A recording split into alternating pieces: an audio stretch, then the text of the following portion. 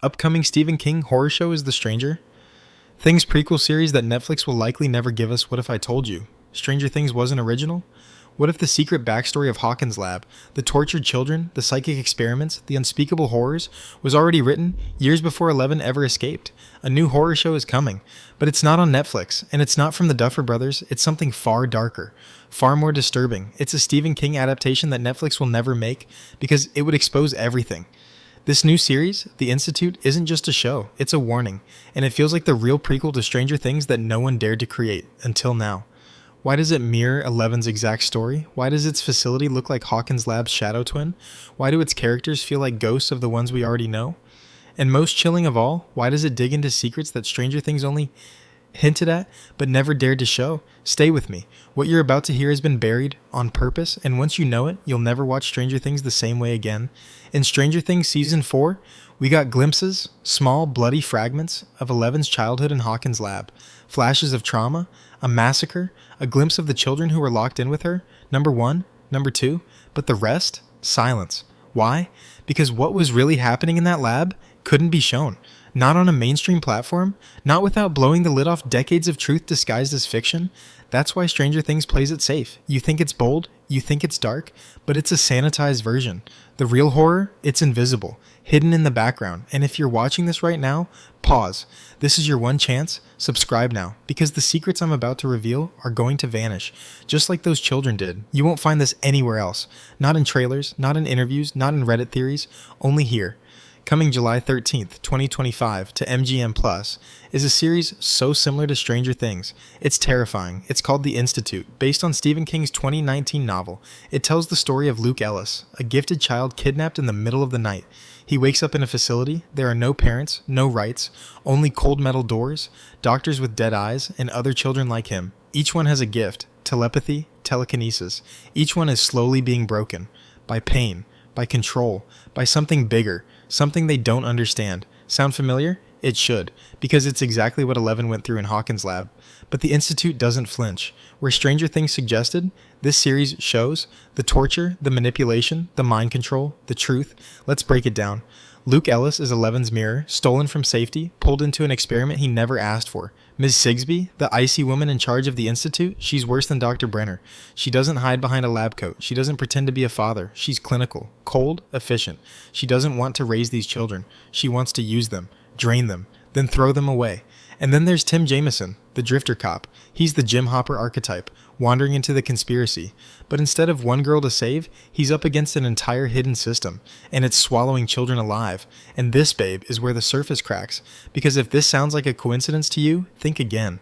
Stranger Things didn't inspire the Institute. Stephen King's ideas came first, and Stranger Things, whether it admits it or not, was built on King's shadow. The real secret? The Institute doesn't just resemble Stranger Things. It's what Stranger Things couldn't become. Why? Because the Institute isn't nostalgic. It's brutal, relentless, exposing. It tears the mask off the concept of gifted children in labs. It shows us what happens after the cameras stop, what happens when the experiments fail, what happens when the children start to resist. And you want to know the most disturbing part? In the world of the Institute, no one is coming to save them. Let's stop pretending this is just fiction. Because if you look closely, the Institute doesn't just echo Stranger Things, it echoes real government projects, real labs, real experiments, on real children. Stephen King didn't imagine this horror out of thin air. He took something buried and brought it up under the guise of a novel, and now MGM Plus is bringing it to screen. But what are they really adapting? Because in the Institute, the children aren't just being tested. They're being shaped, weaponized. Their pain is calculated. Their fear is engineered. And when they break, the pieces are studied.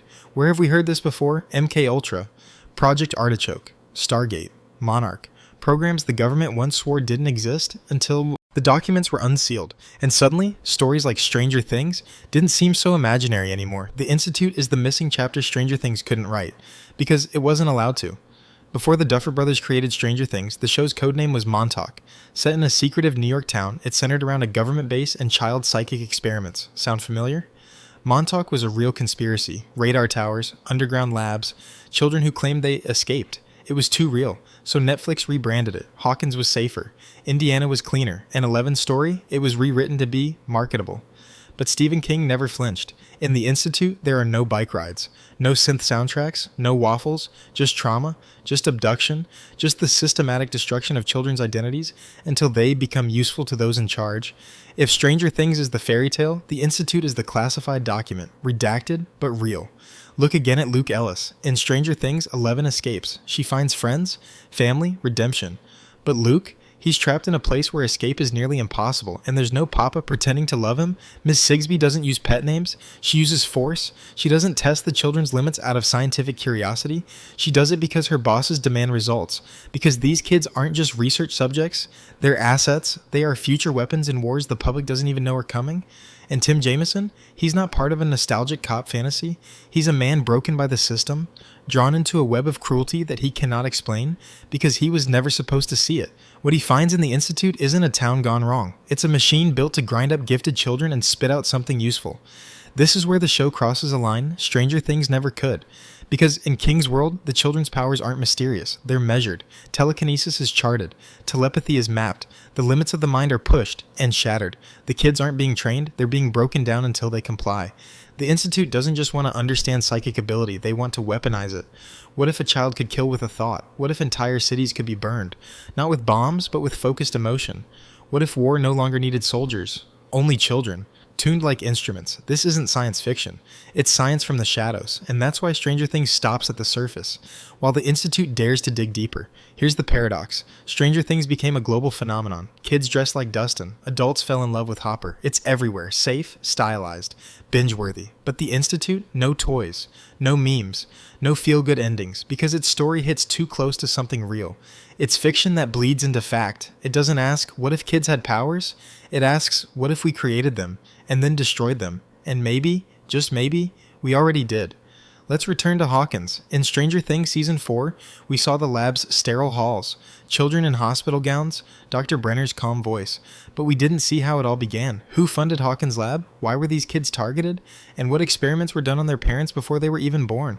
That's the secret Stranger Things won't touch, but the Institute does. It reveals the generational aspect. Mothers injected, fathers manipulated, children bred, not born, into giftedness. It wasn't random, it was planned, and that makes 11 not a miracle, but a product, not special. Just step 5 of Protocol Blackbird. You thought the monsters in Stranger Things were terrifying? The Demogorgon, the Mind Flayer, Vecna. But those were distractions, because the real monster wore a white coat, sat behind a clipboard, called himself a doctor.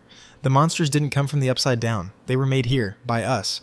Built in steel rooms, programmed like machines, and broken like toys. The Institute doesn't give you horror wrapped in metaphor, it gives you horror as process. Step 1, isolate the subject. Step 2, identify the psychic potential. Step 3, push, punish, repeat. Step 4, destroy the identity. Step 5, rebuild into a tool, and when the subject resists, there's Step 6. Erasure. Stephen King's Institute echoes something buried in U.S. intelligence archives. In the 1950s to the 70s, the CIA ran experiments, some known, some still classified, on altered states of mind, on how to control memory, pain, loyalty. Project MKUltra is real. The sub-projects, there were over 180, including work on child subjects, some allegedly voluntary, many not. You ever wonder why Eleven's powers were triggered by trauma? Why she had nosebleeds, migraines, seizures? Because that's what forced psychic energy looks like under pressure. That's not fiction, that's physics colliding with cruelty. And in the Institute, we see the same blueprint, only this time, there's no escape. Luke doesn't get to run, he's held underground, his powers are measured by pain response, his usefulness is defined by how much he can suffer before dying. And guess what? The Institute has done this many times before.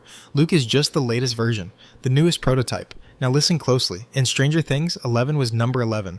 We met some others, 8, 1, 2, but what happened to numbers 3 through 10? Where did they go? The show never tells us, but the Institute hints at something sinister, because in King's world, these kids aren't given names. They're assigned, indexed, archived, just like 11 was. What if Hawkins Lab wasn't the first? What if it was the second phase of something older? What if the Institute is where they got it right?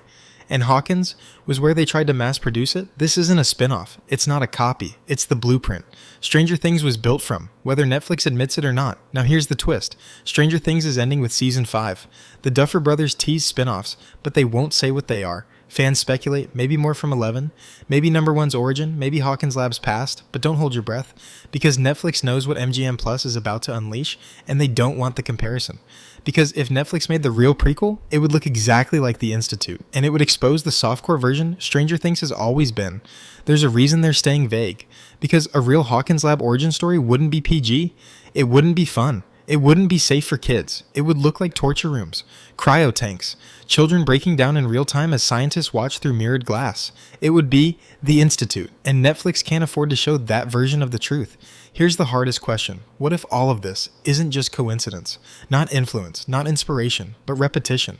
What if Stranger Things, The Institute, and real-world black projects like MKUltra are all telling the same story, with different names, different masks? What if this has already happened, and we're just watching the echoes? Look at the signs. Disappearing children, black vans, special schools, lost years, sudden psychic breakthroughs after trauma. It sounds like fantasy, but so did wiretaps, so did drones, so did every secret project until someone leaked the documents. So what if Hawkins Lab is real? Not in Indiana, not in the 80s, but somewhere, now.